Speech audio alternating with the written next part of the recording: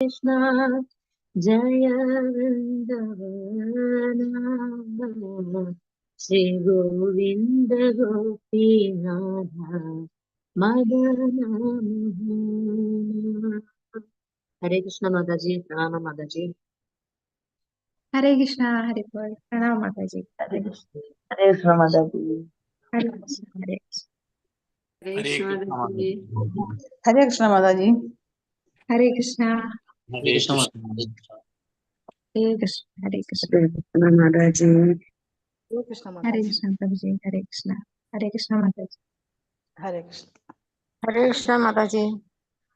हरे कृष्णा प्रणाम माता जी। हरे कृष्णा हरे कृष्ण माता जी। हरे कृष्णा। ओम अज्ञानतिमिरान्धस्य ज्ञानाञ्जनाशलाकया चक्षुरुन्मीलितं येन तस्मै श्रीगुरुवे नमः।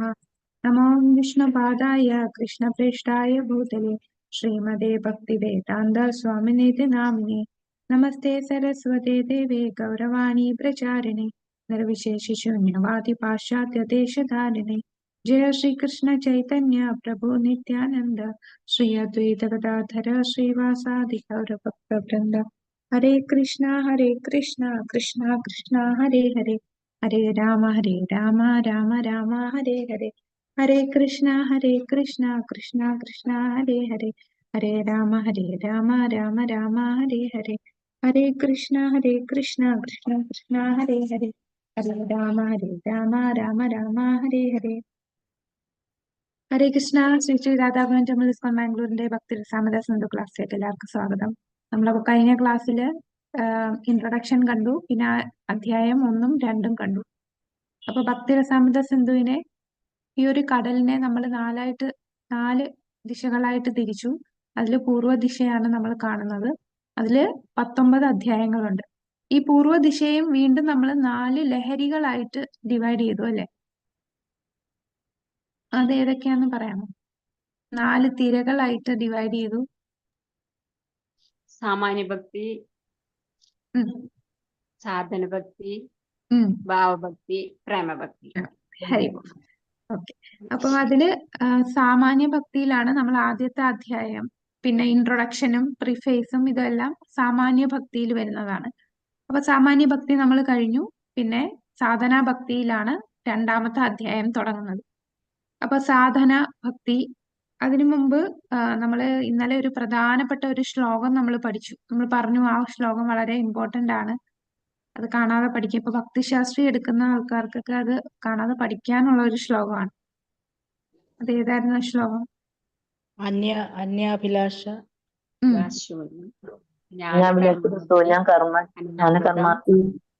കർമാദി അനാവൃതം അനുകൂല്യേന കൃഷ്ണാനു ശീലാനാം ഭക്തി ഉത്തമ. ഹരി ബോൾ. ഓക്കെ.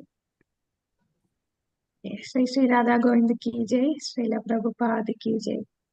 നമുക്ക് 6 ഗോസ്വാമിമാർക്കുള്ള സമർപ്പണത്തോടു കൂടി ഇന്നത്തെ ക്ലാസ് തുടങ്ങാം. നാനാശാസ്ത്ര വിചാരണൈക നിപുണോ സദ്ധർമ്മ സംസ്ഥാപകോ ലോകാനാം ഹിതകാരിണോ ത്രിഭുവനേ മാന്യോ ശരണ്യാകരോ രാധാകൃഷ്ണ പദാരവിന്ദ ഭജന നന്ദേന മത്താലികോ വന്ദേ രൂപ സനാതനോ രഘുയുഗോ ശ്രീജീവ ഗോപാലകോ.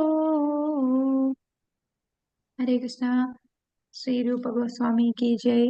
അപ്പൊ നമ്മൾ ഇന്നലെ കണ്ട ആ ശ്ലോകമാണ് ശുദ്ധമായ ഭക്തി സേവനത്തിന്റെ നിർവചനം.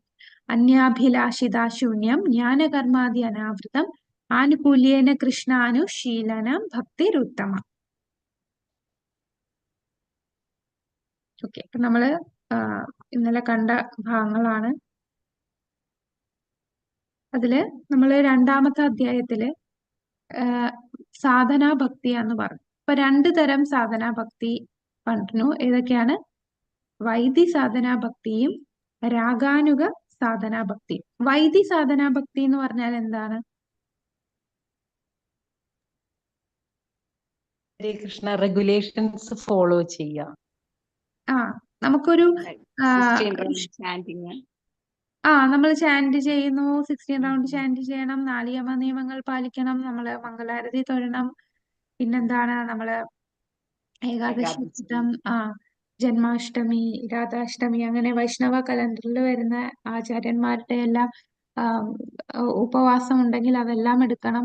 അപ്പൊ ഇതൊക്കെ എടുക്കുമ്പോൾ നമ്മൾ അത് എങ്ങനെയാ എടുക്കുന്നത്? നമുക്ക് സ്വാഭാവികമായിട്ട് ആകർഷണത്തോടു കൂടി ചെയ്യുന്നതല്ല.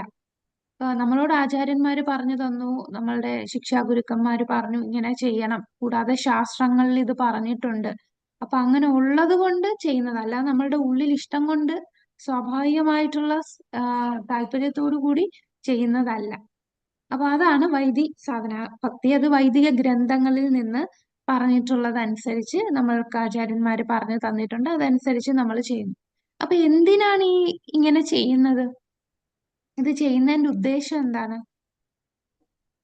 നമ്മളോട് നാമം ജപിക്കാൻ പറയുന്നതും ഭഗവാനെ കുറിച്ച് പഠിക്കാൻ ഗ്രന്ഥങ്ങൾ വായിക്കാൻ കുറച്ച് പറയുന്നു. കഴിയുമ്പോ അത് ട്രെയിനിങ് അതെയാണ് മാതാജി, നമുക്ക് അതിനുള്ള കുറച്ച് കഴിയുമ്പോ എന്തിലേക്ക് വളരണം? നമ്മളുടെ ലക്ഷ്യം എന്താണ്? ഭഗവാന്റെ ധാമത്തിൽ രാഗാനു ഭഗവാന്റെ ധാമത്തിൽ ഭഗവാന്റെ പ്രേമഭക്തി. പ്രേമഭക്തി, ഹരിപോലെ. അതാണ്. അപ്പൊ നമ്മൾ ഭഗവാന്റെ ധാമത്തിൽ പോകുന്നു എന്ന് പറയുന്നു. പോകാൻ പറ്റുന്ന എപ്പോഴാണ്? ഭഗവാന്റെ ധാമത്തിൽ പോകാൻ യോഗ്യത കിട്ടുന്നത് നമ്മൾക്ക് പ്രേമഭക്തി വരാനാണ്. അപ്പൊ ആ പ്രേമഭക്തി ലഭിക്കുക, അതാണ് നമ്മളുടെ ലക്ഷ്യം. ആ ലക്ഷ്യത്തിൽ എത്താനായിട്ടാണ് നമ്മൾ ഈ വൈദി സാധനാ ഭക്തി. ഇപ്പൊ നമ്മൾ കുട്ടികളെ സ്കൂളിൽ വിടുന്നു. എന്തിനാ സ്കൂളിൽ പോയി പഠിക്കാൻ പറയുന്നത്? അപ്പൊ നാളെ അവന് പഠിച്ചു കഴിഞ്ഞാല് ഈ ഒരു സമൂഹത്തിൽ ജീവിക്കണമെങ്കിൽ ജോലി വേണം. അപ്പൊ ജോലി ചെയ്ത് സെറ്റിൽ ആകണമെങ്കിൽ പഠിക്കണം. അപ്പൊ ഇഷ്ടമല്ലെങ്കിലും അവനെ നിർബന്ധിച്ച് നമ്മൾ പഠിപ്പിക്കും. അതുപോലെ നമുക്ക് താല്പര്യം ഇല്ലെങ്കിലും നമ്മള് ആചാര്യന്മാര് പറഞ്ഞത് കൊണ്ട് നമ്മൾ അത് ചെയ്യുന്നു. അപ്പൊ നമ്മളുടെ ലക്ഷ്യം എന്താണ്? ഏത് ലക്ഷ്യത്തിലാണ് ചെയ്യുന്നത്? പ്രേമഭക്തി. അപ്പൊ ഈ പ്രേമഭക്തി എന്ന് പറയുന്നത് നമ്മളെല്ലാവരുടെയും ഉള്ളിൽ കുത്തിവെച്ച് കയറ്റുന്നതാണോ, അതോ നമ്മളുടെ ഉള്ളിൽ നേരത്തെ ഉള്ളതാണോ? ഇങ്ങനെ ആർട്ടിഫിഷ്യൽ ആയിട്ട് നമ്മളുടെ ഉറങ്ങിക്കിടന്നിരുന്നൊരു ഭക്തിയാണ് ഇപ്പൊ നമുക്ക് കൃഷ്ണാവബോധത്തിലേക്ക് എത്താനുള്ള ഒരു സാധ്യത വന്നത്. നമ്മളുടെ എല്ലാവരുടെ എല്ലാ ജീവാത്മാക്കളുടെ ഉള്ളിലും ഉണ്ട് കൃഷ്ണഭക്തി. എല്ലാ ജീവാത്മാക്കളുടെ ഉള്ളിലുണ്ട്. ഇപ്പൊ ഈ നിരീശ്വരവാദികളായിട്ട് നിൽക്കുന്ന അവരുടെ ഉള്ളിലും ഉണ്ട് കൃഷ്ണാവബോധം. അതിങ്ങനെ മൂടപ്പെട്ട് കിടക്കുകയാണ്. അപ്പൊ ഇങ്ങനെ മൂടി കിടക്കുന്നതിനെ ഉണർത്തുന്ന പ്രക്രിയയാണ് നമ്മളുടെ ഈ സാധന, വൈദി സാധന ഭക്തി എന്ന് പറയുന്നത്. നമ്മൾ എല്ലാവരുടെ ഉള്ളിലും ഓരോ ഇൻസെക്ട്സിന്റെ, ഓരോ ജീവജാലങ്ങളുടെ, ഓരോ മരത്തിന്റെയും എല്ലാ ജീവജാലങ്ങളുടെ ഉള്ളിലും ഉണ്ട്. പക്ഷെ അത് ആവരണം ചെയ്യപ്പെട്ടിരിക്കുകയാണ്, അതിങ്ങനെ മൂടിക്കിടക്കുകയാണ്. നമ്മൾ ഭഗവത്ഗീതയില് പല ഒരു പറഞ്ഞിട്ടില്ലേ, ചില ഭ്രൂണത്തിന്റെ പോലെ മൂടിയിരിക്കുന്നു, അല്ലെങ്കിൽ പുക പോലെ മൂടിയിരിക്കുന്നു, കണ്ണാടിയിലുള്ള പൊടി പോലെ മൂടപ്പെട്ടിരിക്കുന്നു. അപ്പൊ ഇതെല്ലാം മൂടിയിരിക്കുകയാണ്, ശരിക്കും അവിടെ ഉണ്ട്. അപ്പൊ അതിനെ ഉണർത്തുന്ന പ്രക്രിയയാണ് നമ്മൾ ഈ വൈദി സാധനാ ഭക്തി. അതാണ് റൂൾസ് ആൻഡ് റെഗുലേഷൻസ് അനുസരിച്ച് നമ്മള് സാധന ചെയ്യുന്നത്. അങ്ങനെ ഇങ്ങനെ വൈദി സാധന ഭക്തി ചെയ്ത് നമ്മൾ ഭക്തിയുത സേവനം ചെയ്ത് ക്രമേണ നമ്മൾ ഇതിന്റെ കാളും ഉയർന്ന സാധനാ ഭക്തിയിലേക്ക് വരും. അതാണ് രാഗാനുഗ സാധനാ ഭക്തി. ഇതും സാധനാ ഭക്തി തന്നെയാണ്, ഇത് പ്രേമത്തിൽ എത്തിയിട്ടില്ല. ഇത് രാഗാനുഗ സാധനാ ഭക്തിയാണ്. രാഗാനുഗ സാധനാ ഭക്തി വരുമ്പോ നമുക്ക് സ്വാഭാവികമായിട്ട്, നമ്മളെ ആരും നിർബന്ധിക്കണ്ട. നമുക്ക് രാവിലെ എണീക്കാൻ, ഇപ്പം മംഗളാരതി തൊഴണം, നേരത്തെ എണീക്കണം എന്നുള്ളത് നമ്മളെ എണീക്കണമല്ലോ, അലാറം അടിക്കണമല്ലോ, ഇച്ചിരി കൂടെ ഒന്ന് കിടക്കാം എന്നുള്ള തോന്നലൊന്നും വരില്ല. സ്വാഭാവികമായിട്ട് നമ്മളങ്ങ് എണീറ്റ് ഭഗവാനെ ഇഷ്ടത്തോടെ സേവനം ചെയ്യാൻ തുടങ്ങും. അതാണ് രാഗാനുഗ സാധനാ ഭക്തി.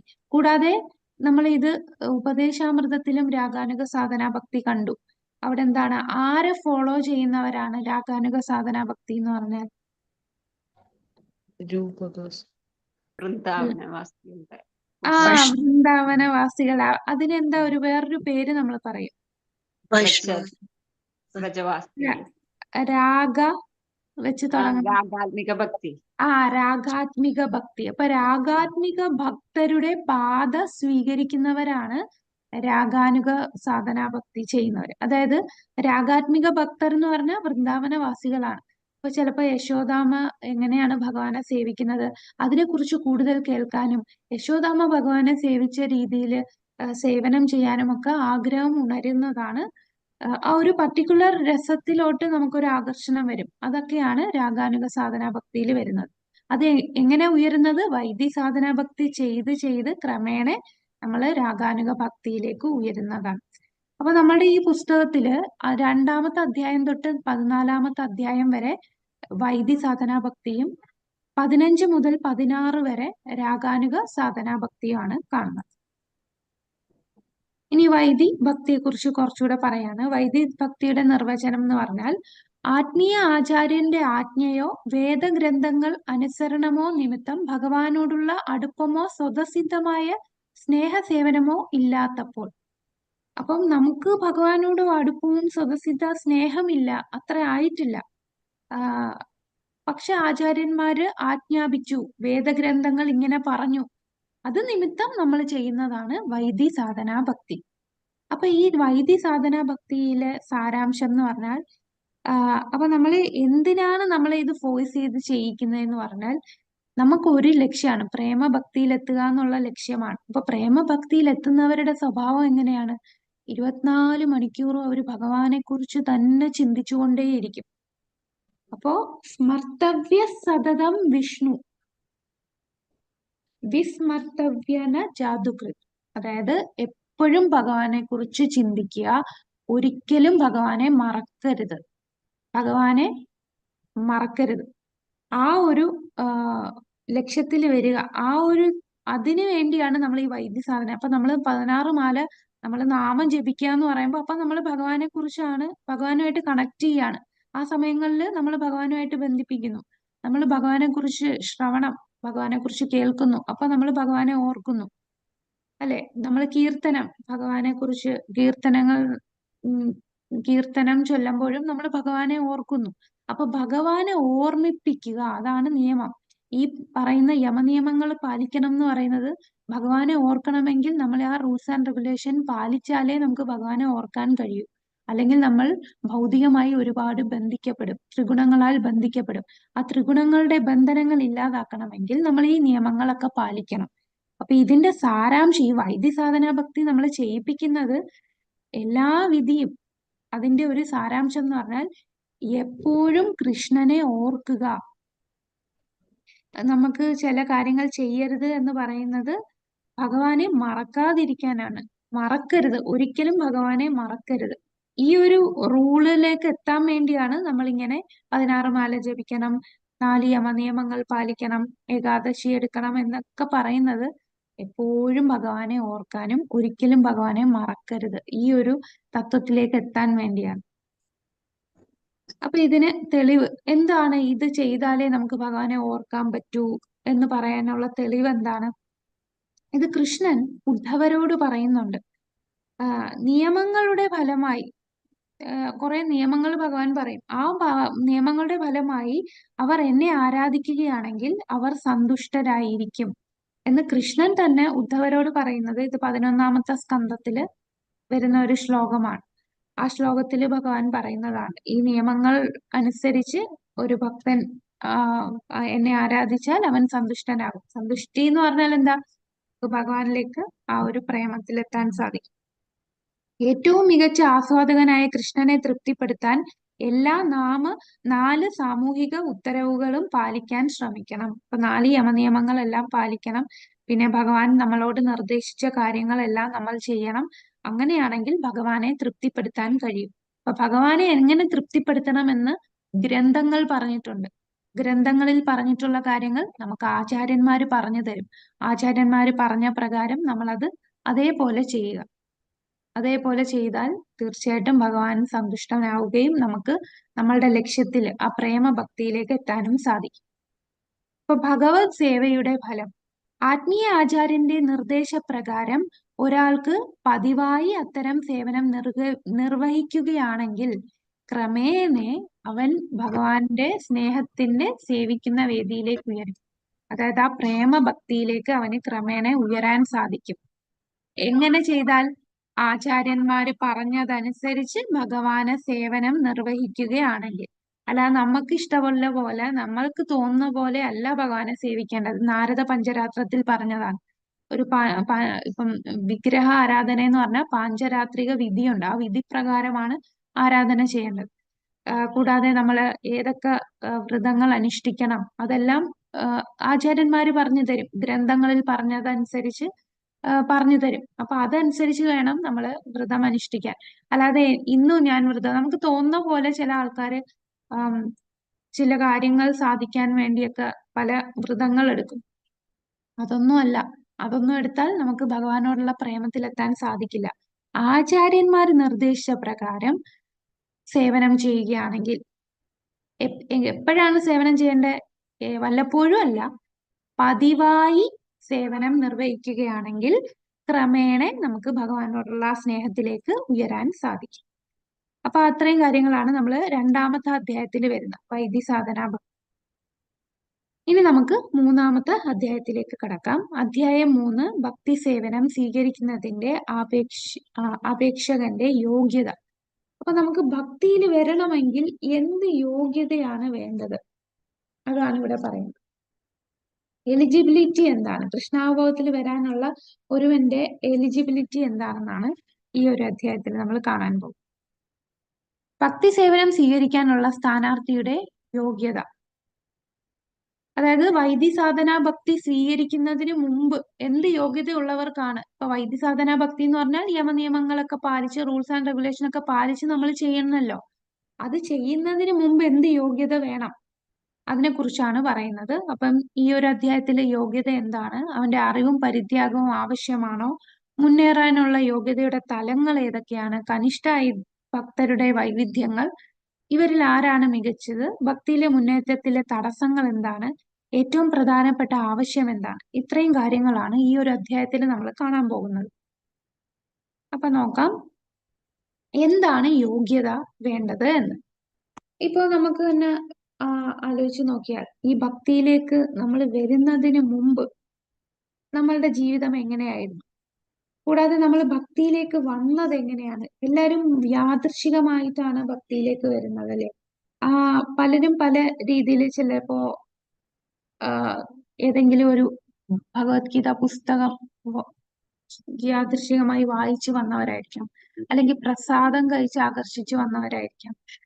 നമുക്കൊരു വാട്സപ്പ് മെസ്സേജിൽ ഇങ്ങനെ ഒരു ഭഗവത്ഗീത ക്ലാസ് ലിങ്ക് ഉണ്ട്, ചുമ്മാ ഇരിക്കുമല്ലേ, ജസ്റ്റ് ഒന്ന് കയറി നോക്കാം എന്ന് പറഞ്ഞ് നമ്മൾ കയറി അറ്റൻഡ് ചെയ്ത് ഇതിലേക്ക് വന്നതായിരിക്കാം.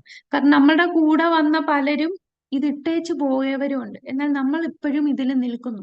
അപ്പൊ എന്ത് യോഗ്യത കൊണ്ടാണ് എനിക്കിവിടെ നിൽക്കാൻ പറ്റിയത്, എനിക്കിതൊക്കെ ചെയ്യാൻ പറ്റിയത്? ഈ വൈദ്യസാധനയൊക്കെ ആ നിയമങ്ങളൊക്കെ പാലിക്കാനും നാമം ജപിക്കാനും ഈ ക്ലാസ് ഒക്കെ കേൾക്കാനുള്ള താല്പര്യം വരാനും ഇതിനൊക്കെ എന്താണ് എന്റെ യോഗ്യത?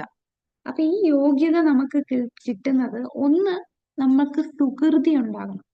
സുകൃതി എന്ന് പറഞ്ഞാൽ നമ്മൾ ഒരുപാട് പുണ്യം ചെയ്തത് അല്ല സുകൃതി. സുകൃതി എന്ന് പറഞ്ഞാൽ ഭഗവാനുമായി ബന്ധപ്പെട്ട എന്തോ കാര്യങ്ങൾ നമ്മൾ ചെയ്തിട്ടുണ്ട്. അത് പല കഴിഞ്ഞ ജന്മമായിട്ടുള്ളതായിരിക്കാം, അല്ലെങ്കിൽ ഈ ജന്മം കിട്ടിയ സുകൃതം. അപ്പൊ ഒരു മിനിമം സുകൃതി ഉണ്ടെങ്കിൽ മാത്രമേ നമുക്ക് ഭക്തിയിലേക്ക് വരാനുള്ള യോഗ്യതയുള്ളൂ.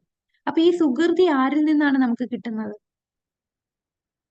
ആ സുകൃതി നമുക്ക് കിട്ടുന്നത് ഭഗവാന്റെ ഒരു ഭക്തനിൽ കൂടാണ് നമുക്ക് ആ സുകൃതി കിട്ടുന്നത്.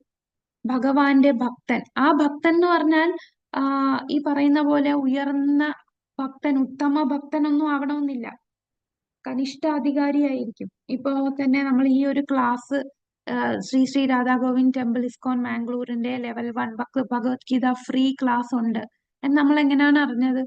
നമുക്ക് ആരോ ഫോർവേഡ് ചെയ്ത ഒരു വാട്സപ്പ് മെസ്സേജ് ആയിരിക്കാം, ഏതെങ്കിലും ഗ്രൂപ്പിൽ വന്ന ഒരു മെസ്സേജ് ആയിരിക്കാം. അപ്പൊ ആ മെസ്സേജ് ആരാണ് അയച്ചത്? ഒരു ഭക്തൻ. ആ ഭക്തൻ ചിലപ്പോ ഭക്തിയിലുള്ള തുടക്കക്കാരനായിരിക്കാം.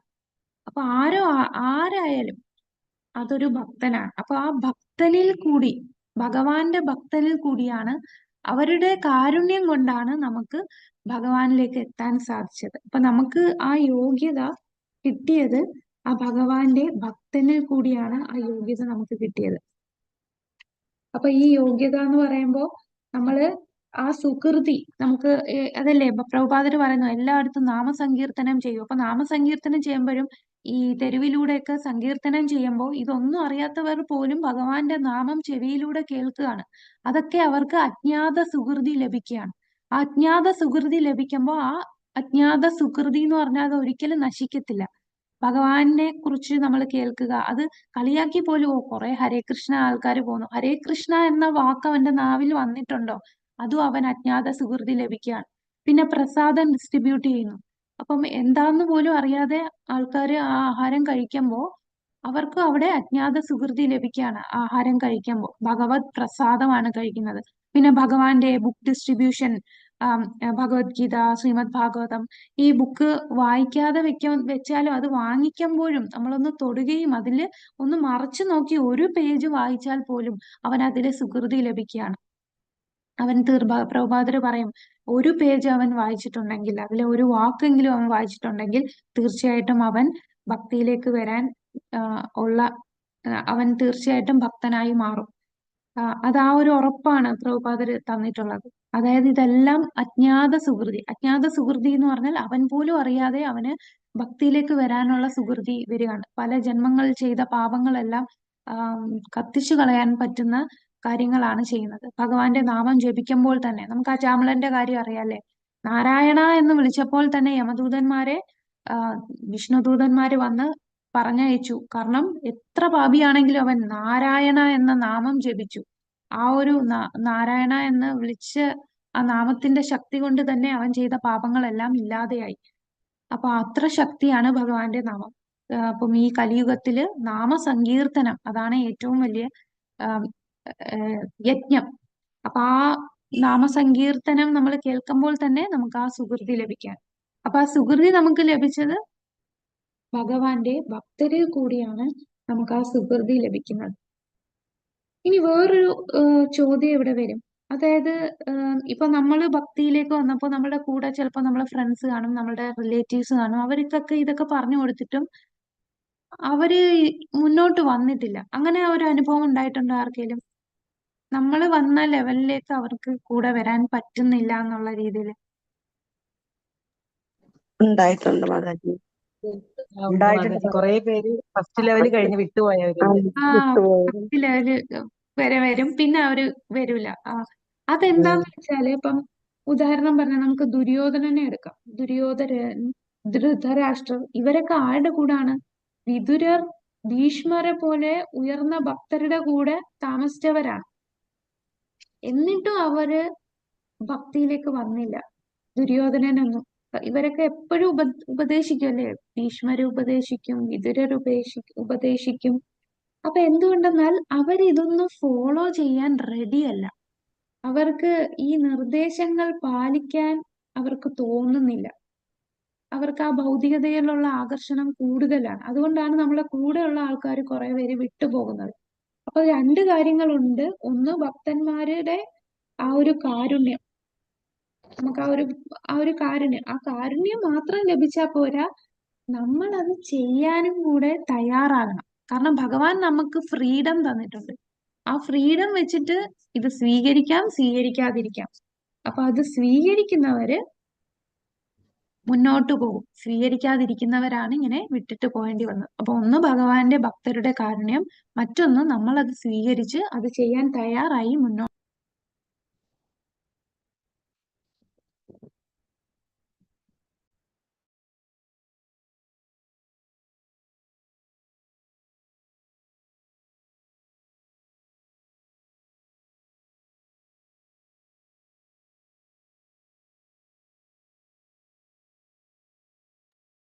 ഹരേ കൃഷ്ണ. അപ്പോ നമ്മളുടെ ഭക്തിയിൽ ഉയരണമെങ്കിൽ എന്താണ് നമുക്ക് ആദ്യം വേണ്ടത്? ഭക്തരുടെ കാരുണ്യം. ഭക്തരുടെ കാരുണ്യം ഒന്ന് വേണം. പിന്നെ നമ്മൾ അത് ചെയ്യാൻ തയ്യാറാകണം. ഇത് രണ്ടും ഉണ്ടെങ്കിലേ നമുക്ക് ഭക്തിയിലേക്ക് മുന്നേറാൻ പറ്റൂ. പിന്നെ നമുക്ക് തയ്യാറാവണം എന്ന് വേണമെങ്കിൽ നമ്മൾ ഒരുപാട് ഭൗതികമായി അറ്റാച്ച്ഡ് ആവാൻ പാടില്ല. കൂടാതെ മൂന്നാമതൊരു കാര്യമുണ്ട്, നമ്മൾ ഒരുപാട് ഭൗതികതയിൽ നിന്ന് ഡിറ്റാച്ച്ഡ് ആവാനും പാടില്ല. അറ്റാച്ച്ഡ് ആകുക എന്ന് പറഞ്ഞാൽ നമുക്കറിയാം, കാമികൾ അല്ലെ, ഭോഗികളായിട്ടുള്ളവർ, എല്ലാം കർമ്മഫലം പ്രതീക്ഷിച്ച് ചെയ്യുന്നവർ. ഞാൻ എന്തെങ്കിലും ചെയ്താൽ എനിക്ക് ആ ഭൗതിക ഫലം ലഭിക്കണമെന്ന് ആഗ്രഹിക്കുന്ന കർമ്മികളായിട്ടുള്ള ആൾക്കാർ. ഇനി രണ്ടാമത് ഉള്ള ആൾക്കാരാണ് ജ്ഞാനികൾ.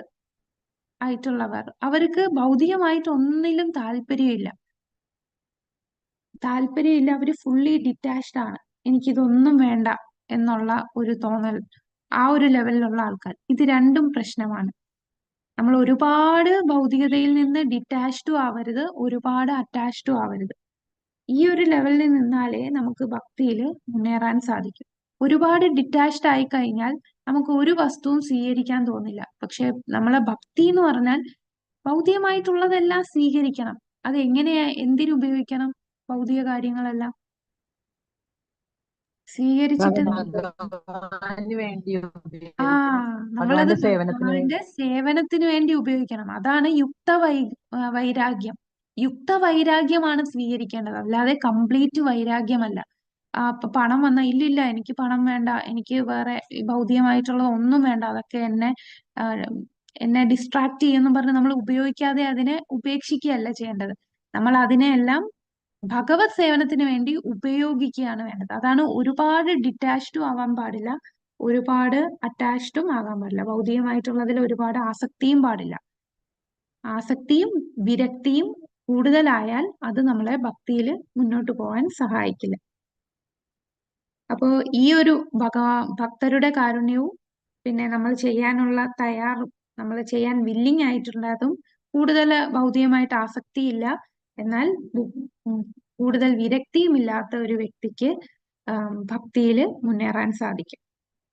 ഇനി ഭക്തിയിൽ ഉയരണമെങ്കിൽ അത് അവന്റെ വിശ്വാസവും ജ്ഞാനവും അനുസരിച്ചാണ് ഭക്തിയിൽ നമുക്ക് ഉയരാൻ സാധിക്കുന്നത്. അപ്പൊ വിശ്വാസവും ജ്ഞാനവും അനുസരിച്ച് 3 തലത്തിലുള്ള ഭക്തന്മാരുണ്ട്. ഇത് നമ്മൾ ഉപദേശാമൃതത്തിൽ കണ്ടു. 3 ലെവലിലുള്ള ഭക്തന്മാർ ആരൊക്കെയാണെന്നറിയാമോ? കനിഷ്ഠ മധ്യമ, ഉത്തമ. കനിഷ്ഠാധികാരി, മധ്യമാധികാരി, ഉത്തമാധികാരി. അപ്പൊ നമ്മളുടെ വിശ്വാസവും ജ്ഞാനവും അനുസരിച്ച് 3 തലത്തിലുള്ള ഭക്തരുണ്ട്. അതിലൂടെ ആദ്യം പറയുന്ന ഉത്തമാധികാരി. ഉത്തമാധികാരി എന്ന് പറഞ്ഞാൽ ശാസ്ത്രങ്ങളിലെല്ലാം എക്സ്പേർട്ട് ആയിരിക്കും, വളരെ നൈപുണ്യം ഉള്ള വ്യക്തിയായിരിക്കും. ആർക്കും അദ്ദേഹത്തിനെ ഭക്തിയിൽ നിന്ന് പിന്തിരിപ്പിക്കാൻ സാധിക്കില്ല. ആർക്കും അദ്ദേഹത്തിനെ പറഞ്ഞു തോൽപ്പിക്കാൻ സാധിക്കില്ല. ഭഗവാനോട് അതിയായിട്ടുള്ള പ്രേമമുള്ള വ്യക്തിയായിരിക്കും. ഭഗവാനെ കുറിച്ചും ആത്മസാക്ഷാത്കാരം ലഭിച്ചതും ആത്മാരാമനുമായിട്ടുള്ള വ്യക്തിയായിരിക്കും. എല്ലാ നിയമങ്ങളും കൃത്യമായിട്ട് പാലിക്കുന്ന വ്യക്തിയായിരിക്കും. ഭഗവാനോട് അചഞ്ചലമായിട്ടുള്ള വിശ്വാസമുള്ള വ്യക്തിയായിരിക്കും ഉത്തമാധികാരി. അതാണ് ടോപ്പ് മോസ്റ്റ് ആയിട്ടുള്ള ഭക്തര്. ആചാര്യന്മാരാകുന്നതും ശിഷ്യന്മാരെ സ്വീകരിക്കാനും ഒക്കെ യോഗ്യതയുള്ളത് ഉത്തമാധികാരിയായിട്ടുള്ള ഭക്തന്മാരാണ്. അപ്പൊ അവരുടെ വിശ്വാസവും ജ്ഞാനം എന്ന് പറഞ്ഞാൽ ഏറ്റവും ഉയർന്ന വിശ്വാസവും ഏറ്റവും ഉയർന്ന ജ്ഞാനവും ഉള്ള വ്യക്തികളാണ്. ഇനി രണ്ടാമത്തെ വ്യക്തികളാണ് മധ്യമാധികാരി. മധ്യമാധികാരികൾ എന്ന് പറയുമ്പോൾ അവർക്ക് ഉത്തമാധികാരിയുടെ അത്രയും ജ്ഞാനവും വിശ്വാസവും വരുന്നില്ല. പക്ഷെ ലക്ഷ്യം എന്താണെന്നറിയാം. കൂടാതെ അവർക്ക് ഭക്തിയില് മറ്റുള്ളവരെ തോൽപ്പിക്കാനുള്ള അത്ര എക്സ്പേർട്ട് ആയിരിക്കത്തില്ല. ശാസ്ത്രത്തിലും ഉത്തമാധികാരിയുടെ അത്ര ലെവലില് അറിവും ഉണ്ടായിരിക്കില്ല. എന്നാൽ ഭഗവാനില് നല്ല പ്രേമം, ഭഗവാനെ പ്രേമത്തോടു കൂടി കാണുന്നു, ഭക്തന്മാരെ സുഹൃത്തുക്കളായിട്ട് കാണുന്നു. എന്നാൽ ഭക്തിയില് താഴ്ന്ന ആൾക്കാര്, വളരെ നിഷ്കളങ്കരായിട്ടുള്ളവരോട് കാരുണ്യം കാട്ടുന്നു, അവരെ എങ്ങനെ ഭക്തിയിൽ ഉയർത്താമെന്ന് ചിന്തിക്കുന്നവരാണ്. ഇനി നിരീശ്വരവാദികളെ മധ്യമാധികാരി എന്താ ചെയ്യുക? നിരീശ്വരവാദികൾ അവരെ അവഗണിക്കുക, ഉപേക്ഷ. അതെ. അപ്പൊ അങ്ങനെയുള്ളവരെ അവഗണിക്കുക. അപ്പൊ 4 തലത്തിലാണ് ആൾക്കാരെ കാണുന്നത് മധ്യമാധികാരി. പക്ഷെ ഉത്തമാധികാരി ഏത് വ്യക്തിയെ കണ്ടാലും അവരിൽ ഭഗവാനെ മാത്രമേ കാണുന്നുള്ളൂ. അവരുടെ ഉള്ളിലെ പരമാത്മാവിനെ കാണുന്നു. ഒരു ഭഗവാന്റെ അംശമായിട്ടാണ് കാണുന്നത്. ഒരാളെയും വേർതിരിച്ച് കാണാത്ത വ്യക്തിയാണ് ഉത്തമാധികാരി. ഉത്തമാധികാരിക്ക് ഉള്ള തോന്നൽ എന്ന് പറഞ്ഞാൽ താൻ വളരെ നീചനാണ്, ഈ കാണുന്നവരെല്ലാം ഭക്തരാണ്, അങ്ങനെയുള്ള ഒരു തോന്നൽ ആയിരിക്കും ഉത്തമാധികാരിക്ക് വരുന്നത്. കാരണം അവര് ഭക്തിയിൽ അങ്ങ് ഏറ്റവും ഉയർന്ന തലത്തില് പ്രേമഭക്തിയിലെത്തിയവരാണ്. മധ്യമാധികാരിയിലുള്ള വ്യക്തികൾ വേർതിരിച്ച് കാണും. അപ്പൊ കൂടുതൽ പ്രീച്ചിങ്ങിന് പോകുന്നത് മധ്യമാധികാരിയായിട്ടുള്ളതാണ്. കനിഷ്ഠ അധികാരികൾ എന്ന് പറഞ്ഞാൽ തുടക്കക്കാര്. നമ്മളൊക്കെ ഒരു കനിഷ്ഠാധികാരി ലെവലിലുള്ളവരാണ്. അപ്പൊ നമ്മളുടെ വിശ്വാസം അത്ര ഉറച്ച വിശ്വാസമല്ല. ശാസ്ത്രങ്ങളിൽ അത്ര നൈപുണ്യമില്ല. നമ്മളെല്ലാം പഠിച്ചു വരുന്നേ ഉള്ളൂ. സ്ക്രിപ്ചറൽ നോളജ് ഇല്ലാത്തവരാണ്. പിന്നെ ആരെങ്കിലും ശക്തമായിട്ട് നമ്മളെ എതിർത്ത് സംസാരിച്ചാൽ നമുക്ക് ചിലപ്പോൾ അവര് പറയുന്ന ശരിയെന്ന് പറഞ്ഞ് കൃഷ്ണാബോധം വിട്ടിട്ട് പോകാനും ചാൻസ് ഉള്ളവരാണ് കനിഷ്ഠാധികാരി. ഭൗതികമായിട്ട് ഒരുപാട് കാര്യങ്ങൾ ആവശ്യകതകൾ ഉള്ള വ്യക്തികളാണ് കനിഷ്ഠാധികാരി.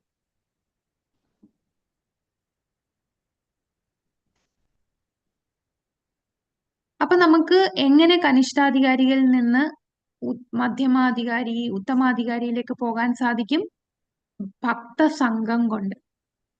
അപ്പൊ ഭക്തരുമായിട്ട് സംഘം ചേരുക, അങ്ങനെ കൂടുതൽ ഭക്തിയുത സേവനം, നമ്മൾ അവരുടെ കൂടെ അസോസിയേഷൻ വളരെ പ്രധാനപ്പെട്ടതാണ്. ആ ഭക്തരുമായിട്ടുള്ള സംഘം കൊണ്ടാണ് നമുക്ക് ഭക്തിയിലേക്ക് മുന്നേറാൻ സാധിക്കുന്നത്. കൂടാതെ നമ്മൾക്ക് ഭക്തിയിൽ തടസ്സമായി നിൽക്കുന്ന ഒരെണ്ണമാണ് ചില ആൾക്കാര് ഭക്തിയിൽ വന്നു കഴിഞ്ഞാൽ അവർക്ക് എന്താ ഈ മറ്റ് ദേവീദേവന്മാരെ കാണുമ്പോഴോ ഞാൻ കൃഷ്ണഭക്തനാണ്, മറ്റ് ദേവീദേവന്മാരെ കുറിച്ച് അവരോട് അപരാധം ചെയ്യും. ഞാൻ കൃഷ്ണനെ മാത്രമേ അവരെ റെസ്പെക്ട് ചെയ്യില്ല. അപ്പൊ മറ്റ് ദേവീദേവന്മാരെ തീർച്ചയായിട്ടും നമ്മള് ബഹുമാനിക്കണം. നമ്മളെ അല്ലാതെ അവഗണിക്കരുത്. ഈ കൃഷ്ണനാണ് ഏറ്റവും വലുത്, അതുകൊണ്ട് ആ ദേവീദേവന്മാരെ നമ്മൾ ഒരിക്കലും അവഗണിക്കരുത്. അവരെ റെസ്പെക്ട് ചെയ്യണം. അല്ലാതെയൊക്കെ ചെയ്താൽ അത് അപരാധമാവും. വൈഷ്ണവാനാം യഥാശംഭോ എന്ന് ഏറ്റവും വലിയ വൈഷ്ണവനാണ് മഹാദേവൻ. അപ്പൊ മഹാദേവനെയൊക്കെ അവഗണിക്കാന്ന് പറഞ്ഞാൽ മഹാദേവൻ ക്ഷമിച്ചാലും ഭഗവാൻ അത് ക്ഷമിക്കില്ല. അപ്പം അങ്ങനെയുള്ള അപരാധങ്ങളൊക്കെ മാറ്റി, വൈഷ്ണവ അപരാധങ്ങളൊക്കെ ഒഴിച്ചു വെച്ച് നമ്മൾ ഭക്തിയില് ഭക്തരുമായിട്ട് മുന്നേറുക, സംഘം ചേർന്നാൽ തീർച്ചയായിട്ടും നമുക്ക് ഭക്തിയിലേക്ക് ഉയരാൻ സാധിക്കും.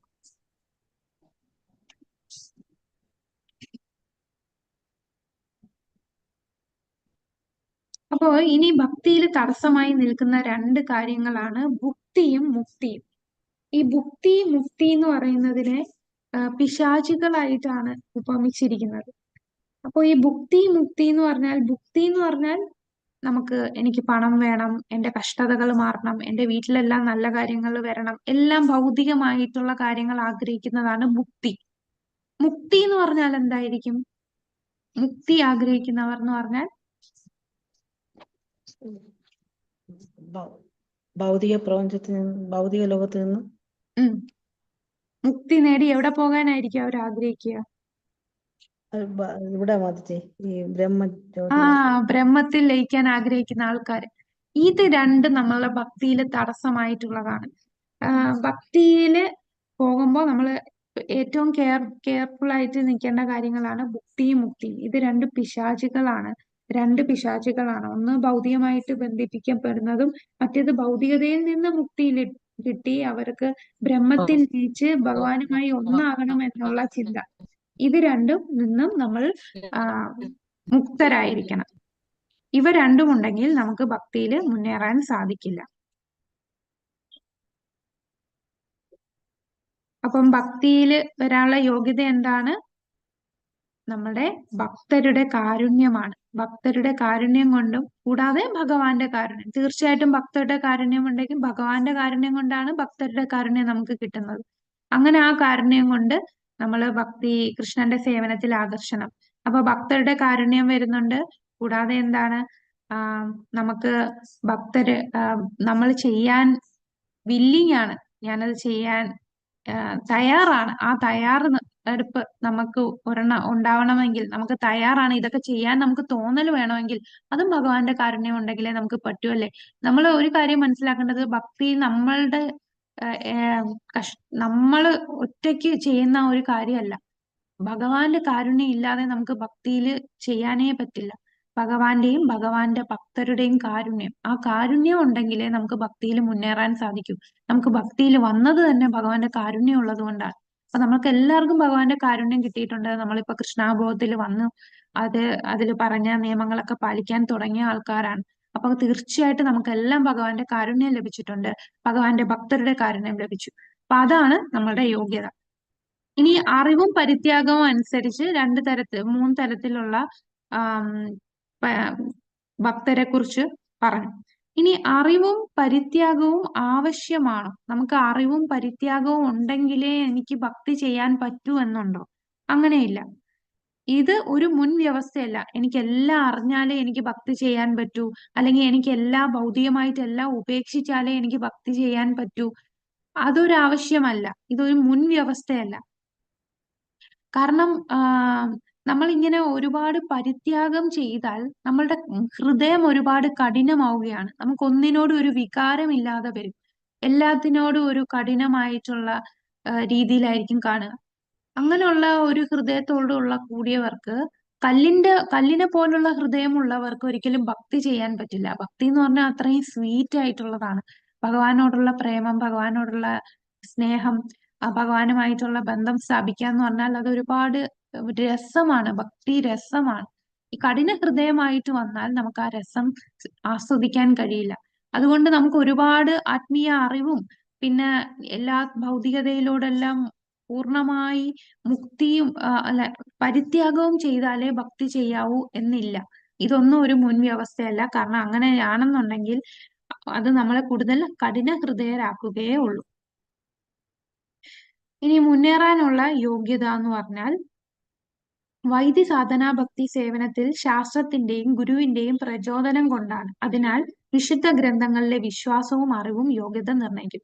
അപ്പൊ നമ്മൾ ഇനി കൂടുതൽ ഭക്തിയിൽ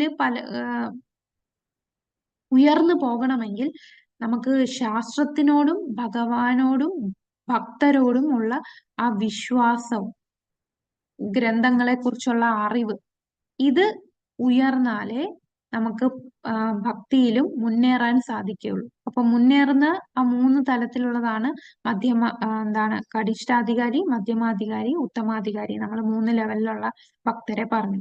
അപ്പൊ നമുക്ക് ഭഗവാനോടുള്ള വിശ്വാസം കൂടി വരുമ്പോൾ നമ്മൾ പല ഗ്രേഡിലേക്ക് ഉയർന്നു വരും. ഗ്രന്ഥങ്ങളിലുള്ള വിശ്വാസവും ഗ്രന്ഥങ്ങളിലുള്ള അറിവും കൂടുമ്പോൾ അതും അനുസരിച്ച് നമ്മൾ അടുത്ത ലെവലിലേക്ക് ഉയരുന്നതാണ്. ഇനി നമ്മൾ കാണുന്നത് കനിഷ്ഠ ഭക്തരുടെ വൈവിധ്യങ്ങൾ. നമ്മൾ ഭഗവത്ഗീതയിൽ പഠിച്ചു 4 തരത്തിലുള്ള ഭക്തരുണ്ട്. 4 തരത്തിലുള്ള ആൾക്കാർ എന്റെ അടുത്ത് വരും എന്ന് ഭഗവാൻ പറയുന്ന ഒരു ശ്ലോകം ഉണ്ടല്ലോ. എന്നെ ഭജിക്കുന്ന 4 തരത്തിലുള്ള ആൾക്കാർ. ചതുർവിധ ഭജന്തേ മാം ജനാ സുഹൃദിനോ അർജുന അർത്ഥോ ജിജ്ഞാസുരാർത്ഥാർത്ഥി ജ്ഞാനീച്ച ഭരതർഷഭം. ഹരി ബോൾ. അപ്പൊ 4 തരത്തിലുള്ള ആൾക്കാർ ആരാണ്? അർത്ഥോ, ജിജ്ഞാസു, അർത്ഥാർത്ഥി, ജ്ഞാനി. അതില് അർത്ഥാർത്ഥി എന്ന് പറയുന്ന 2 പേരും ഭുക്തികാമികളാണ്. ഭുക്തി എന്ന് പറഞ്ഞാൽ അവർക്ക് ആവശ്യം ഉണ്ട്. ഒന്നെന്ന് പറഞ്ഞാൽ വിഷമഘട്ടത്തിലുള്ള മറ്റേ ഒരു വ്യക്തി എന്ന് പറയുന്നത് ധനത്തിന് വേണ്ടിയായിരിക്കും. അപ്പൊ അർത്ഥാർത്ഥി ഇവർ 2 പേരും ഭൗതികമായിട്ടുള്ള കാര്യങ്ങൾക്ക് വേണ്ടിയാണ് ഭഗവാനെ സമീപിക്കുന്നത്. അപ്പൊ വിഷമഘട്ടത്തിലായപ്പോൾ ഭഗവാനെ വിളിച്ച ഒരു ഭക്തനാരാണ്? ഉദാഹരണം ഗജേന്ദ്രൻ. ഗജേന്ദ്രന്റെ കാലില് ആ മുതല കടിച്ചു അല്ലെ. ഹൂഹു എന്ന ഗന്ധർവൻ മുതലയായിട്ട് വന്നു. 1000 വർഷത്തോളം ആ പിടിവലിയിൽ നടക്കുകയാണ്. അങ്ങനെയാണ് അദ്ദേഹത്തിന് കഴിഞ്ഞ ജന്മം ഓർമ്മ വന്ന് ഭഗവാനെ പ്രാർത്ഥിക്കുന്നത്. പിന്നീട് ആ താമര കാണിച്ചു ഭഗവാനെ വിളിക്കുകയാണ്. അപ്പം ആ വിഷമഘട്ടത്തിൽ വന്നപ്പോൾ ഭഗവാന്റെ അടുത്ത് ചെന്നു. ഇനി ആരാണ് ധനം കാംക്ഷിച്ച് ഭഗവാനെ തപസ് ചെയ്ത വ്യക്തി? ആരാണ്? ധ്രുവ മഹാരാജ്. ധ്രുവ മഹാരാജ്. ധ്രുവൻ പണം ആവശ്യപ്പെട്ട്, പണം എന്ന് പറഞ്ഞാൽ എന്റെ മുത്തച്ഛനേക്കാളും ഉയർന്ന സ്ഥാനം എനിക്ക് കിട്ടണം. ധ്രുവന്റെ പിതാവാണ്. ധ്രുവന്റെ പിതാവ് ആരാണ്? ധനപാതരുടെ പിതാവാണ് സ്വയംഭുവ മനു. സ്വയംഭുവ മനുവിന്റെ പിതാവാണ് ബ്രഹ്മാവ്. അപ്പൊ ബ്രഹ്മാവിനേക്കാൾ ഉയർന്ന സ്ഥാനം ലഭിക്കണമെന്ന ആഗ്രഹത്തോടു കൂടിയാണ് ധ്രുവൻ ഭഗവാനെ സമീപിച്ചത്. പിന്നീട് ജിജ്ഞാസു. എന്താണ് ഇവിടെ നടക്കുന്നത്, ഇനി എന്താണ് കാര്യങ്ങൾ അറിയാനുള്ള ആ ഒരു ജിജ്ഞാസയോടുകൂടി ഭഗവാനെ കുറിച്ചും പിന്നെ ഭഗവാന്റെ ഗ്രന്ഥത്തെക്കുറിച്ചും ഇനി ഈ ജനങ്ങൾക്കെല്ലാം എന്താണ് സംഭവിക്കുക എന്നൊക്കെ ജിജ്ഞാസുവായിട്ട് നിന്ന ആൾക്കാരാരാണ്? ഭഗവാന്റെ കാലം കഴിഞ്ഞു, ഇനി കലിയുഗത്തിലുള്ള ആൾക്കാർ എങ്ങനെ ജീവിക്കും എന്നൊക്കെ കുറെ ചോദ്യങ്ങളൊക്കെ ചോദിച്ചു. 6 ചോദ്യങ്ങൾ ചോദിച്ചു. ശ്രീമദ് ഭാഗവതത്തിലുണ്ട്. മഹർഷി മാതാജി. ആ ആരാണ് മാതാജി കേട്ടത്?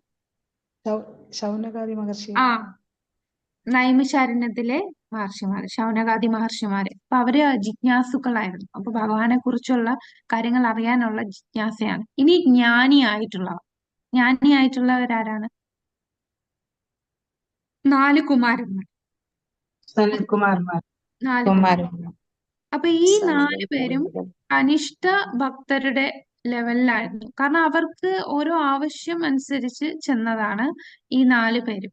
ഒരാള് വിഷമത്തിലായപ്പോൾ, മറ്റൊരാള് ധനം പ്രതീക്ഷിച്ചു, മറ്റൊരാള് ആ എന്താ അന്വേഷണാത്മകമായിട്ട്, പിന്നെ ജ്ഞാനിയായിട്ടുള്ള വ്യക്തി. ഈ 4 പേരിൽ ഉത്തമരാരായിരുന്നു? അത് ഭഗവത്ഗീതയിൽ അടുത്ത ശ്ലോകത്തിൽ ഭഗവാൻ പറയും. ആരാണ്? ജ്ഞാനികള്. ജ്ഞാനിയായിട്ടുള്ളത്. ഇവരിൽ ആരാണ് മികച്ചത്? അത് ജ്ഞാനിയായിട്ടുള്ള വ്യക്തിയാണ്. കാരണം ജ്ഞാനിയായിട്ടുള്ള വ്യക്തിക്ക് പ്രാഥമികമായിട്ട് ശാസ്ത്രത്തെക്കുറിച്ചുള്ള അറിവുണ്ട്. ഇനി കൂടുതൽ മുന്നോട്ട് പോയാൽ മതി. ഭഗവാന്റെ, അതായത് ഇപ്പൊ 4 കുമാരന്മാർക്ക് പരമ തത്വത്തെക്കുറിച്ച് അറിയാം. അവരാദ്യം ബ്രഹ്മവാദികളായിരുന്നു. പരമസത്യം എന്ന് പറയുന്ന ഈശ്വരന്റെ ശക്തികളെ കുറിച്ചൊക്കെ അറിയാം, പക്ഷെ ഒരു വ്യക്തിയാണെന്ന് അറിയില്ലായിരുന്നു. പിന്നീട് എപ്പോഴാണ് ഇവർ അറിഞ്ഞത്? അപ്പൊ ഇവർക്ക് ഭഗവാന്റെ ആ പറഞ്ഞോളൂ, എപ്പോഴാണ് ഭഗവാന്റെ പാദത്തിലുള്ള തുളസി ദളങ്ങള്. തുളസി ദളങ്ങൾ, അല്ലെ? ജയവിജയന്മാരുടെ അടുത്ത് ചെന്ന് തർക്കമുണ്ടായപ്പോൾ ഭഗവാൻ അവിടെ വരും. അപ്പം അവിടെ വെച്ച് ഭഗവാന്റെ കാൽപാദങ്ങളിലെ തുളസി ദളത്തിന്റെ ആ ഗന്ധം ഏറ്റാണ് അവര് ഭഗവാനോടുള്ള ആ ഭക്തിയിലേക്ക് വന്നത്. അപ്പോഴാണ് അവര് ഭഗവാന്റെ രൂപം കണ്ട് അതിൽ ആകൃഷ്ടരാകുന്നത്. അപ്പൊ ആ 4 കുമാരന്മാര് ജ്ഞാനികളാണ്. അവർക്ക് പ്രാഥമികമായിട്ടുള്ള ശാസ്ത്രത്തെക്കുറിച്ചുള്ള അറിവുണ്ട്. അപ്പൊ അവരിനി ഭക്തിയുത സേവനം ചെയ്ത് അവര് മുന്നേറാൻ സാധിക്കും. അപ്പൊ ഈ പറയുന്ന 4 ആൾക്കാർക്കും ഭഗവാന്റെ ഭക്തിയുത സേവനത്തിൽ വരാൻ സാധിക്കും. കനിഷ്ഠ ഭക്തരാണെങ്കിലും പിന്നീട് എന്താ, ഗജേന്ദ്രനും ഭക്തനായി, ധ്രുവനും ഭക്തനായി. അപ്പോ ആ ഒരു ഭക്തന്റെ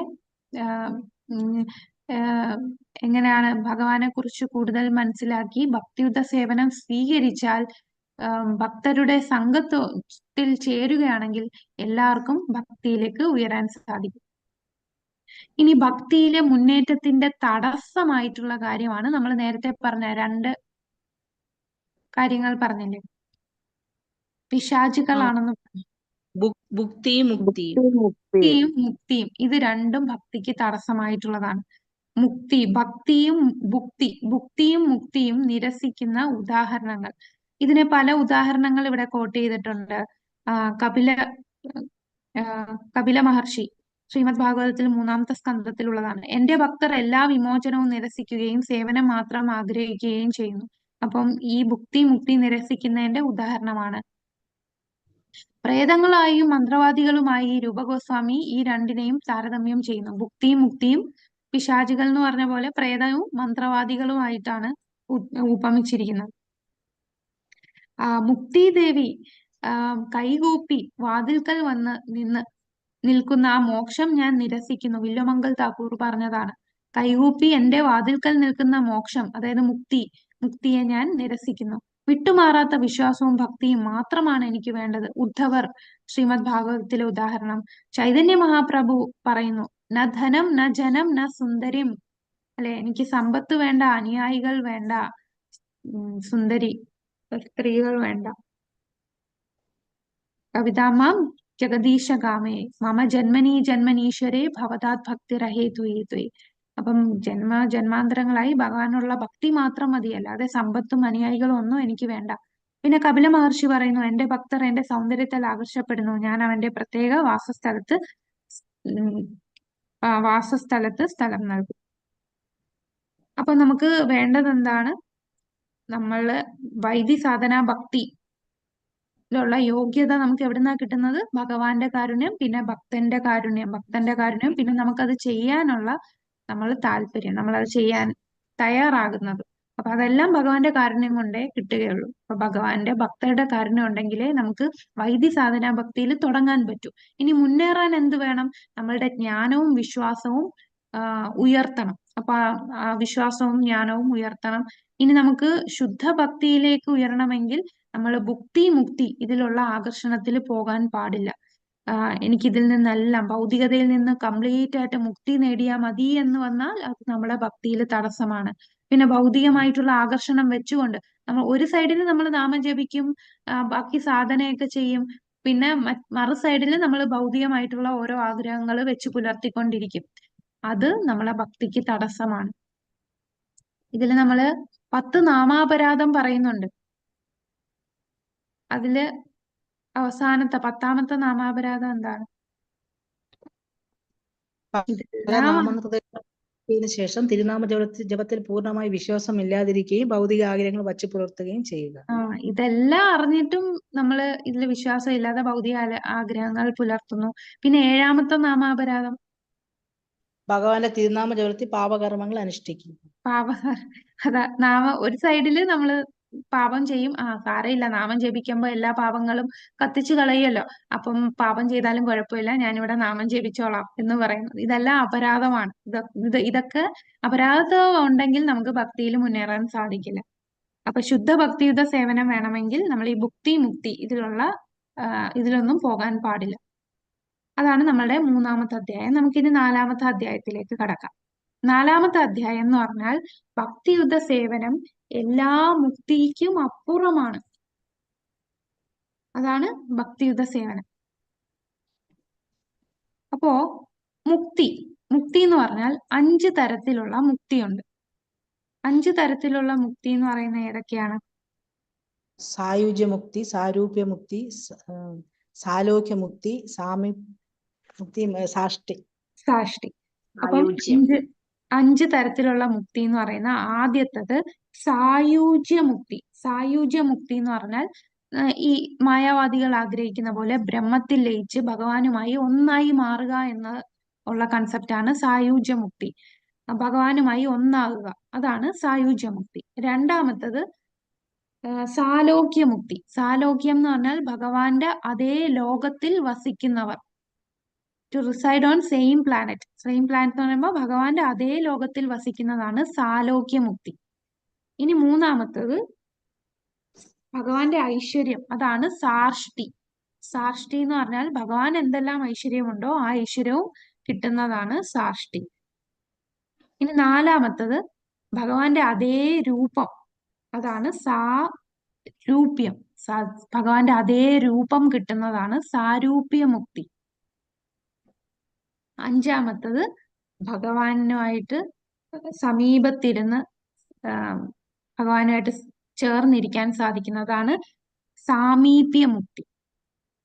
അപ്പൊ സായുജ്യമുക്തി, സാലോക്യമുക്തി, സാർഷ്ടി, സാരൂപ്യ, സാമീപ്യ, ഈ 5 മുക്തിക്കും അപ്പുറമാണ് ഭക്തിയുത സേവനം. ഭഗവാൻ കൃഷ്ണനോട് ആകൃഷ്ടനായിട്ടുള്ള ഒരു വ്യക്തിയും ഈ മുക്തികൾ പോലും ആഗ്രഹിക്കുന്നില്ല.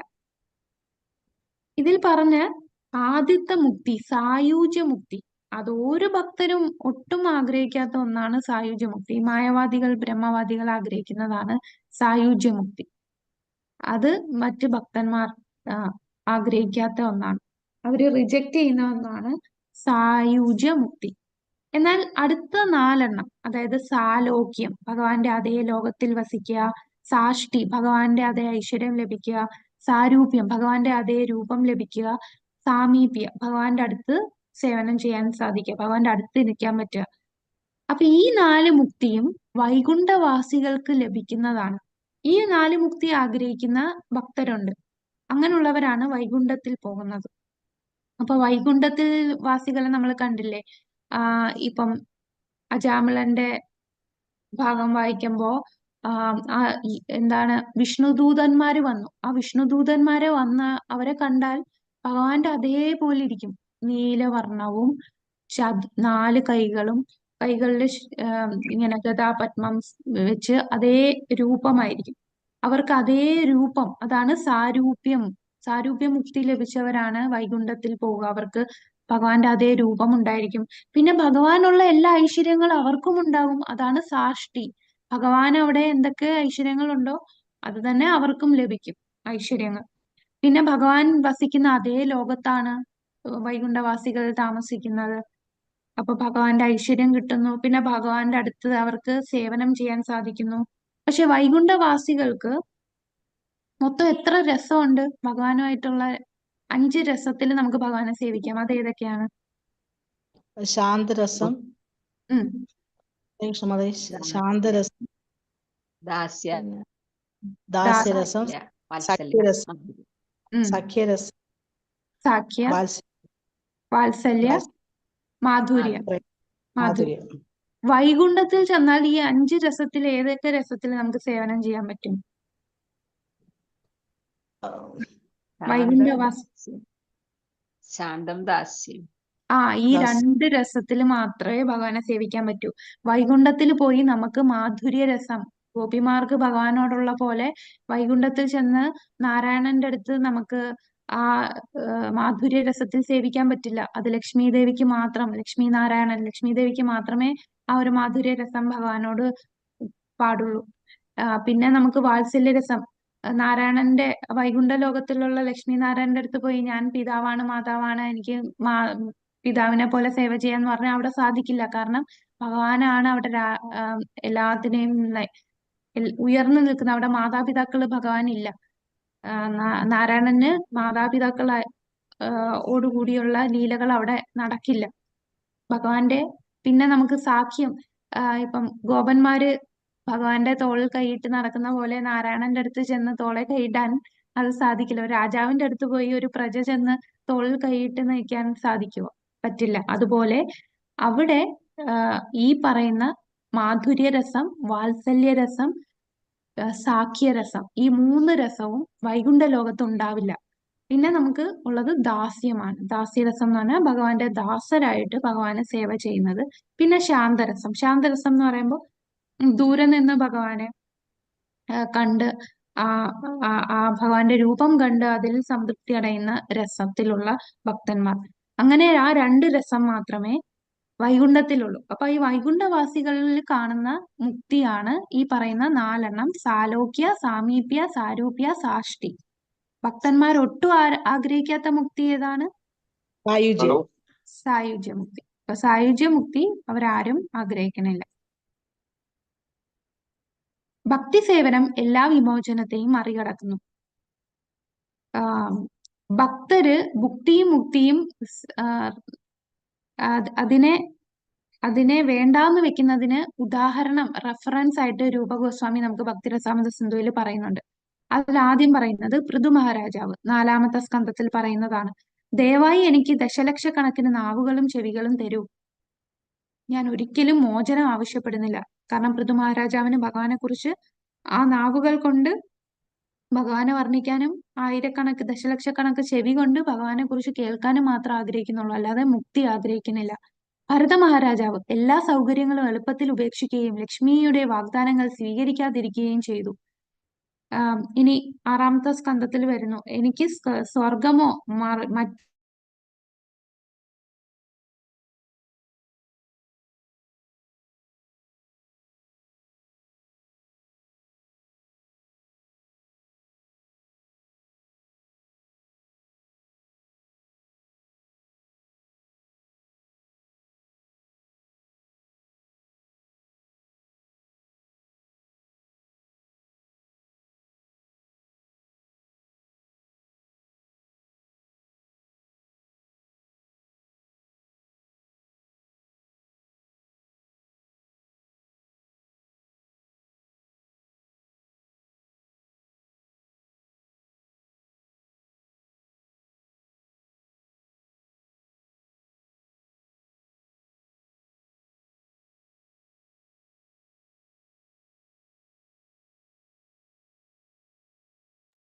ഹരേ കൃഷ്ണ. മാതാജിയുടെ നെറ്റ് പോയിന്ന് തോന്നും. ഹരേ കൃഷ്ണ. മാതാജി ലെഫ്റ്റ്.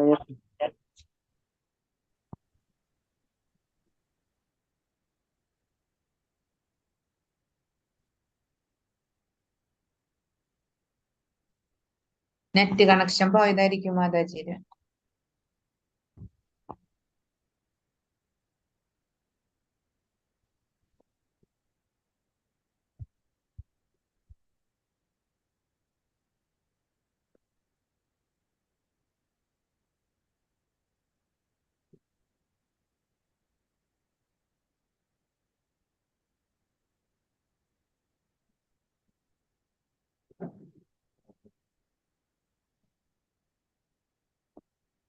ഹരേ കൃഷ്ണ കൃഷ്ണ കൃഷ്ണ ഹരേ ഹരേ, ഹരേ രാമ രാമ രാമ ഹരേ ഹരേ, ഹരേ കൃഷ്ണ കൃഷ്ണ കൃഷ്ണ ഹരേ ഹരേ, ഹരേ രാമ രാമ രാമ ഹരേ ഹരേ, ഹരേ കൃഷ്ണ കൃഷ്ണ കൃഷ്ണ ഹരേ ഹരേ, ഹരേ രാമ രാമ രാമ ഹരേ ഹരേ, ഹരേ കൃഷ്ണ കൃഷ്ണ കൃഷ്ണ ഹരേ ഹരേ, ഹരേ രാമ രാമ ഹരേ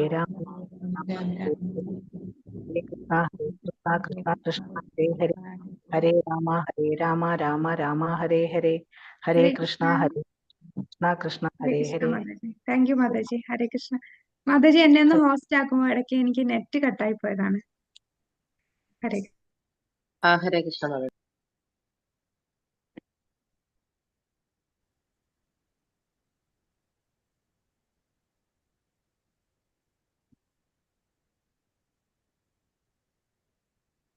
ഹരേ കൃഷ്ണ മാതാജി.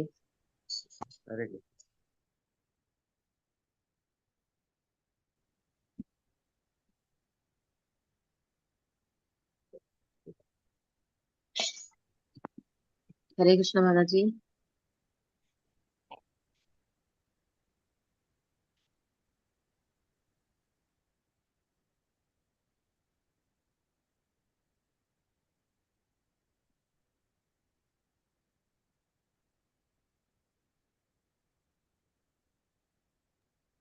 ഹരേ കൃഷ്ണ മാതാജി. ഹോസ്റ്റ് ആക്കിയിട്ടുണ്ട്. മാതാജിയുടെ നെറ്റ് വീണ്ടും പോയി. അതെ. സ്മിത മാതാജി എന്നെ ഹോസ്റ്റ് ആയിട്ടുണ്ട്.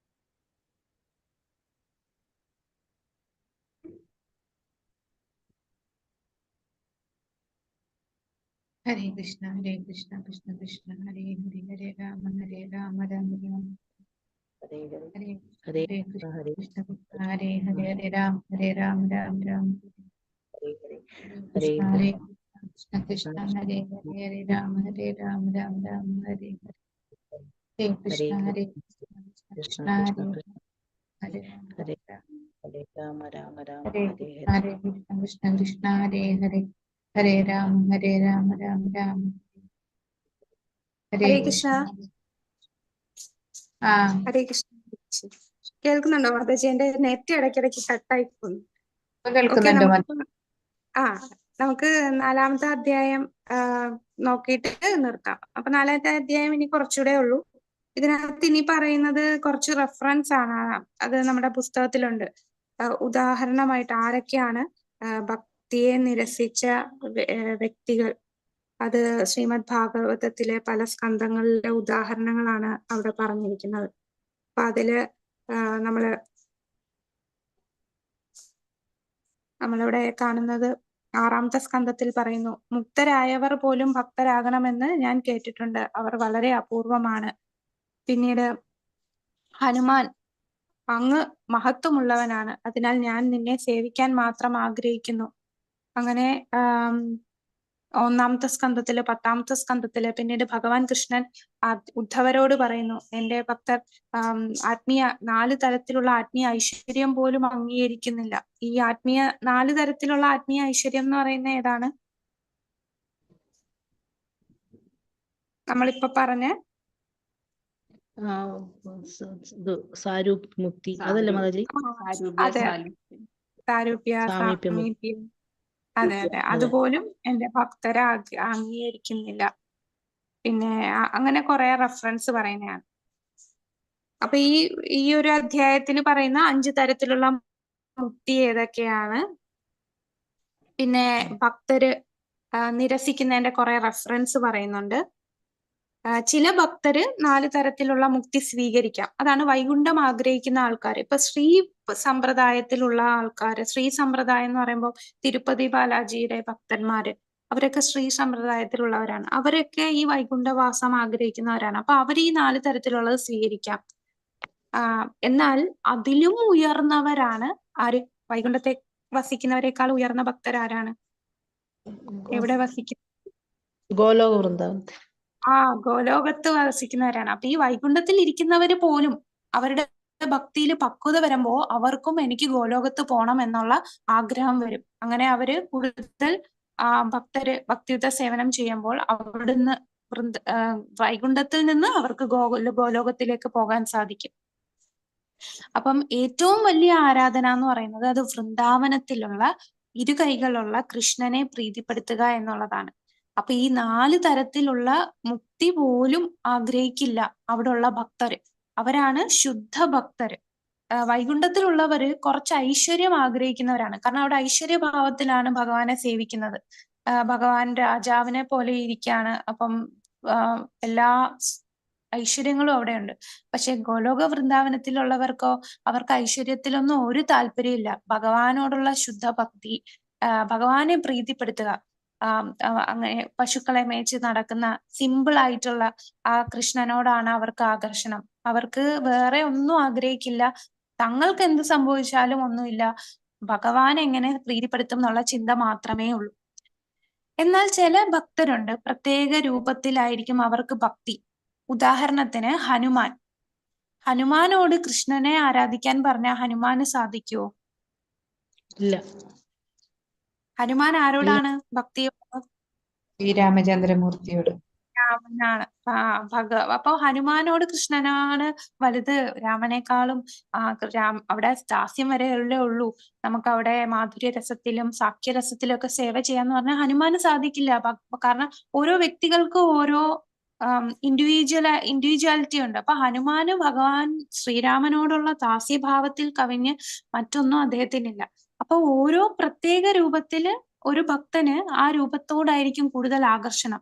അപ്പൊ ഹനുമാന് നാരായണനും രാമനും തമ്മിൽ ഒരു വ്യത്യാസമില്ലെങ്കിലും രാമനുമായിട്ടാണ് ബന്ധിക്കപ്പെടുന്നത്. ഹനുമാന് രാമനല്ലാതെ മറ്റൊന്നുമില്ല, രാമനേക്കാൾ കവിഞ്ഞൊന്നുമില്ല. കൃഷ്ണനാണ് വലുതെങ്കിൽ പോലും രാമനെയാണ് തന്റെ ജീവനും പ്രാണനുമായിട്ട് ഹനുമാൻ കാണുന്നത്. അപ്പൊ അത് നമ്മള് മനസ്സിലാക്കേണ്ടതാണ്. ഇതാണ് നല്ലത്, അതുകൊണ്ട് എല്ലാവരും ഇതിൽ വരണം എന്ന് നമുക്ക് വാശി പിടിക്കാൻ പറ്റില്ല. അത് ഓരോരുത്തരുടെ വ്യക്തിപരമായിട്ടുള്ള പ്രത്യേക രൂപത്തിൽ ചില ഭക്തർക്ക് അതിലായിരിക്കും കൂടുതൽ ആകർഷണം. അപ്പൊ അതും നമ്മൾ മനസ്സിലാക്കണം എന്ന് പറയാം. ഹരേ കൃഷ്ണ. ക്ഷമിക്കണം, എന്റെ നെറ്റ്വർക്ക് ഇടയ്ക്കിടയ്ക്ക് കട്ടായി പോകുന്നു. ഇപ്പൊ മഴയൊക്കെ ആയതുകൊണ്ട് കുറച്ച് പ്രശ്നമുണ്ട്, അതുകൊണ്ടാണ് കട്ടായത്. അപ്പൊ 5ാമത്തെ അധ്യായം. ഹരേ കൃഷ്ണ. മാതാജി, ഞാന് ഇപ്പൊ 3ാമത്തെ ലെവലിലേക്ക് വന്നിട്ടേ ഉള്ളേ. അപ്പൊ കഴിഞ്ഞ ആഴ്ചയില് 2 ദിവസം പറ്റിയില്ല, മഴയായതുകൊണ്ട് കയറാനേ. അപ്പൊ ഇന്നലെയും ഞാൻ ക്ലാസ്സിൽ കയറിയിട്ടില്ല, ഇന്നാണ് ആദ്യമായിട്ട് കയറുന്നത്. അപ്പൊ കുഴപ്പമൊന്നുമില്ലല്ലോ, ഇനി ഇങ്ങനെ തുടർന്നാ പോരെ? കുഴപ്പമില്ല മാതാജി, കുഴപ്പമില്ല. ഇനി ക്ലാസ് ഇങ്ങനെ തുടർന്നാ മതി. ഇത് കഴിഞ്ഞ് അടുത്ത ബാച്ച് വരുമ്പോ മാതാജിക്ക് ആദ്യം തൊട്ട് കിട്ടും. ഹരേ കൃഷ്ണ. അടുത്ത ബാച്ചില് ആദ്യം തൊട്ട് ചെയ്യണം മാതാജി. ഇതിന്റെ കിസ് നമ്മൾക്ക് ചെയ്യാലോ അല്ലെ? അടുത്ത ബാച്ചിൽ ചെയ്യും. ആ ഇപ്പൊ ചെയ്യണ്ട അല്ലേ? ഇപ്പൊ ചെയ്യണ്ട. ഇപ്പൊ ചെയ്യണമെങ്കിൽ കണ്ടിന്യൂസ് ആയിട്ടാണ്. കാരണം ആദ്യം ഉപദേശാമൃതം ചെയ്യണം, പിന്നെ ഈശോപനിഷത്ത് ചെയ്യണം, പിന്നെ ആ ഭക്തിരസാമൃത സിന്ധു. അപ്പൊ ഇത് അപ്പൊ അത് കേട്ടാ മതില്ലേ മാതാജി? ഓ, ക്ലാസ് മാത്രം. ഇത് കേട്ട് മനസ്സിലായി, ഇത് കേട്ട് മനസ്സിലാക്കിയാ മതി. അല്ല, പിന്നെ ഒന്നുകൂടി മാതാജി, പിന്നെ അറ്റൻഡൻസ് ചെയ്യണം. അപ്പൊ എന്താ മാതാജി? അറ്റൻഡൻസ് ചെയ്യണം. അപ്പൊ അറ്റൻഡൻസ് ചെയ്തോളൂ. കാരണം അടുത്ത ബാച്ചില് മാതാജിക്ക് ഭക്തിരസാമൃത സിന്ധു അപ്പം അറ്റൻഡ് ചെയ്യണ്ട, ക്ലാസ് അറ്റൻഡ് ചെയ്യണ്ട, ക്വിസ് മാത്രം ചെയ്താൽ മതി. അതെയോ? ശരി. ആ, ചെയ്യണമെങ്കിൽ ചെയ്യാം, അറ്റൻഡ് ചെയ്യണമെങ്കിൽ ചെയ്യാം.